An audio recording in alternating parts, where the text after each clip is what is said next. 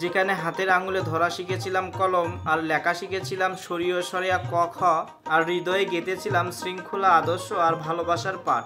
পাইকা সরকারি প্রাথমিক বিদ্যালয়।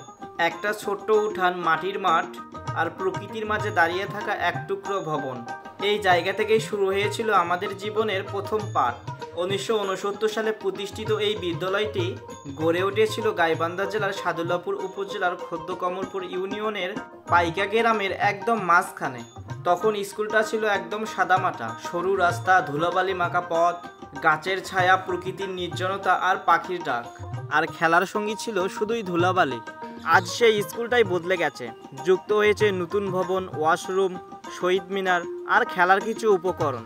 একদিকে রয়েছে স্মৃতিবিজড়িত সেই পুরনো ভবনটি, অপর পাশে রয়েছে সদ্য নির্মিত ভবিষ্যতের স্বপ্ন বাড়ি।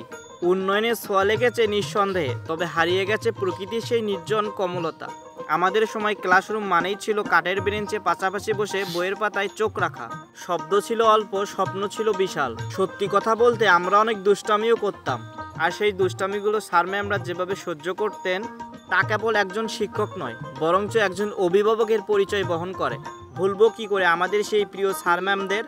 তারা শুধু আমাদেরকে পড়াতেনই না, জীবনের পথে হাঁটার আলো ধরিয়ে দিতেন।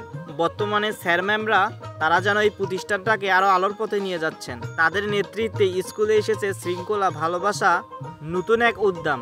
তাই গভীর শ্রদ্ধার সঙ্গে স্মরণ করি সেই প্রিয় স্যার ম্যামদের, যারা ছিলেন জীবনের প্রতিটি অধ্যায়ে অনুপ্রেরণা।